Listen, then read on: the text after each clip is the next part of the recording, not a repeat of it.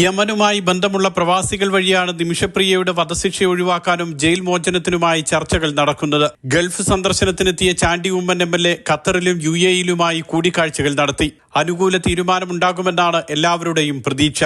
ഞാൻ പ്രതീക്ഷയിലാണ് ഈ വരുന്ന ദിവസങ്ങളിൽ തന്നെ ഒരു പോസിറ്റീവ് വരും എന്നുള്ളത്. നമുക്ക് ഇനിഷ്യേറ്റ് ചെയ്യാനേ സാധിക്കത്തുള്ളൂ. പക്ഷെ ബാക്കിയെല്ലാം ഈ ചെയ്യുന്നവരുടെയൊക്കെ എഫേർട്സിനും കൂടെ ആശ്രയിച്ചിരിക്കും. പിന്നെ അവിടെ നിന്നുള്ള റെസ്പോൺസും അനുസരിച്ചിരിക്കും. കൊല്ലപ്പെട്ട യമൻ പൗരൻ തലാൽ അബ്ദോ മഹദിയുടെ സഹോദരൻ അബ്ദുൾ ഫത്താ മഹദിയെ അനുനയിപ്പിക്കാനും ശ്രമം നടക്കുന്നുണ്ട്.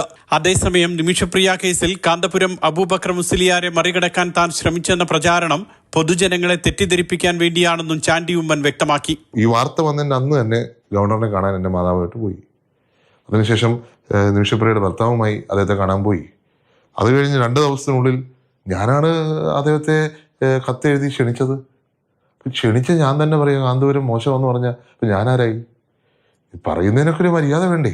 ഗവർണറുമായി കൂടിക്കാഴ്ച നടത്തിയത് നടപടികൾ വേഗത്തിലാക്കാനാണെന്നും ചാണ്ടി ഉമ്മൻ പറഞ്ഞു. തലാൽ മഹദി കൊല്ലപ്പെട്ട കേസിൽ 2017 മുതൽ സനായിലെ ജയിലിൽ കഴിയുകയാണ് പാലക്കാട് സ്വദേശി നിമിഷപ്രിയ.